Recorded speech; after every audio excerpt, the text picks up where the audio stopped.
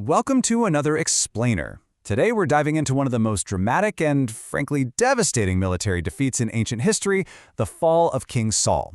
This isn't just a story about a lost battle, though. It's a really timeless lesson in how a single disastrous tactical strategy can literally unravel a legacy in an instant.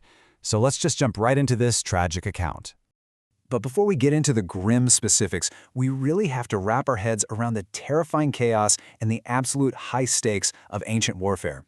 In the ancient Near East, a battle wasn't just a clash of armies. It was seen as a literal clash of the gods. And the king, he was the ultimate symbol of a nation's strength. So when a king falls, the psychological blow to the nation is immediate and it's catastrophic. What we're looking at here is a kingdom pushed right to the absolute brink of total annihilation. All right, moving into part one, the Battle of Mount Gilboa. The narrative kicks off with a swift and incredibly brutal clash between the Philistines and the men of Israel. The text tells us outright that the men of Israel fled from before the Philistines and fell down slain on Mount Gilboa. Now, from a military standpoint, this is a massive tactical failure. Think about it. Mount Gilboa is high ground. Typically, defending an elevated position gives an army a tremendous advantage. But Saul's defensive lines just completely shattered. The Israelites didn't just casually retreat. This was a total rout. The Philistines followed hard upon Saul and his forces, immediately wiping out his entire royal command structure. His heirs, Jonathan, Abinadab, and Malchishua, are all slain in the chaos. Which brings us to the second phase, the fall of Saul. We really see the sudden, terrifying vulnerability of the king here. He's hit and left sore wounded by enemy archers. And this detail actually points directly to why Saul's tactical defense on the mountain failed so miserably. The Philistines effectively deployed projectile warfare, archers, which completely bypassed the Israelite infantry and entirely negated that high-ground terrain advantage we just talked about. So now, pinned down, bleeding, and totally unable to escape, the king is trapped. Cornered, bleeding out, Saul issues this incredibly desperate command to his armor-bearer. His plea is driven by the absolute terror of being captured and abused by his enemies. Because in the ancient world, a captured rival king wouldn't just be killed. He would be subjected to horrific public torture and humiliation before execution. Saul knows his tactical blunders have cost him the kingdom, and he realizes his only remaining power is deciding how he dies. And it's fascinating to look at the stark contrast in how they react to this absolute defeat. On one hand, we have the armor-bearer, who the text says is sore afraid and completely frozen. He just cannot bring himself to strike his anointed king, even if it means saving him from torture. Compare that to King Saul, who takes control of his own fate, grabs his sword and falls upon it, choosing suicide over the inevitable humiliation of capture. Then, witnessing the death of his king, the armor-bearer just follows suit. You see, his one duty was to protect the king, and with Saul gone, he clearly feels his life is forfeit as well. So he falls upon his own sword, cementing this really grim and bloody end to the royal stand on that mountain.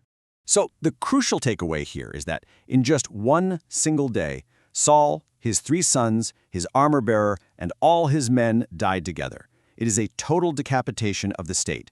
Literally one day of disastrous tactical decisions on Mount Gilboa completely erased a generation of leadership. Now let's look at part 3, victory and desecration, and see how this triggers the collapse of a nation. Because the consequences of this battle spill way beyond the mountain itself. When the men of Israel who are on the other side of the valley and even those way across the Jordan River saw that the army had fled and the royal family was dead, sudden, overwhelming panic set in. They completely abandoned their homes in terror without even putting up a fight, and that allows the Philistines to just effortlessly move in and occupy the territory. A tactical failure on one single battlefield led to the immediate forfeiture of entire cities. Then, on the morrow, the Philistines return to the battlefield and execute a highly systematic desecration of the fallen king. They do this to maximize his humiliation. This wasn't just random battlefield looting. This was calculated psychological warfare. They strip the slain, they decapitate Saul, and then they literally weaponize the news, sending messengers throughout their lands to totally demoralize any remaining Israelite resistance. Basically, every piece of the fallen king was utilized as a grisly trophy to celebrate the Philistine victory and honor their idols. His head, along with the news of his defeat, are paraded in the house of their idols.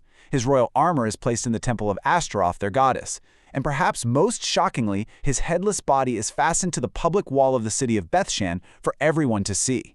Saul's absolute worst fear, being abused by his enemies, came true, even after his death. But the story doesn't end there. Let's move to part 4, the tribute of Jabesh Gilead. When these valiant men heard the terrible news of what the Philistines had done, they didn't freeze. They immediately sprang into action. They utterly refused to let the symbol of their nation hang in disgrace on an enemy wall. And this is such a fascinating turn of events, where the main army totally failed and fled in terror. This localized, smaller group of citizens steps up to reclaim their national dignity. Their relentless dedication is just incredible here. They embark on a highly dangerous night march straight into occupied enemy territory. Under the cover of darkness, they retrieve the bodies of Saul and his sons right off the wall of Bethshan. They return home, and in a very practical move to prevent any further desecration, they burn the bodies. Finally, they give the bones a proper burial under a tree at Jabesh and observe a full 7 days of fasting and mourning. It's essentially a cinematic, incredibly brave, covert operation. As we wrap up this explainer, I want to leave you with a final thought regarding the men of Jabesh Gilead and the really complex memory of Israel's first fallen king. Saul's reign ended in a horrific tactical disaster that cost him his family, his army, and ultimately his life. Yet despite that massive, undeniable failure, he still inspired a group of ordinary men to risk absolutely everything to defend his honor. So what does that actually tell us about leadership, loyalty, and how history remembers us? Something to think about.